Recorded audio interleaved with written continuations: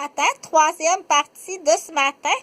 Donc, ce matin, on va parler de termes en psychoéducation ou en éducation spécialisée ou en éducation préscolaire et scolaire. Ou bien en éducation, on dit on est nouvellement grand-mère ou nouvellement grand-père et puis on veut bien faire. La première chose à retenir, c'est que grand-père et grand-mère font leur possible. C'est aux parents à vérifier. C'est aux parents à vérifier tout simplement à la base. Parce qu'on veut faire plaisir à grand-père et à grand-mère, il ne faut pas leur faire de la peine.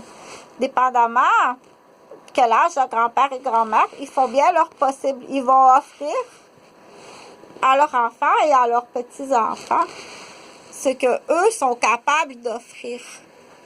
Ça peut être un dictionnaire, un ancien dictionnaire avec quelque chose de très intéressant qui accompagne le dictionnaire.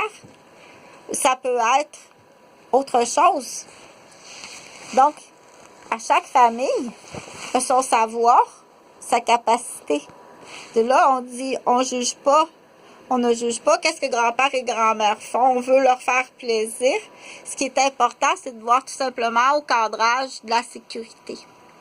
À tous et à chacun, premièrement, la sécurité de grand-père et grand-mère et la sécurité des enfants, des nouveaux petits-enfants, des nouveaux petits bébés et tout ce monde-là tout autour.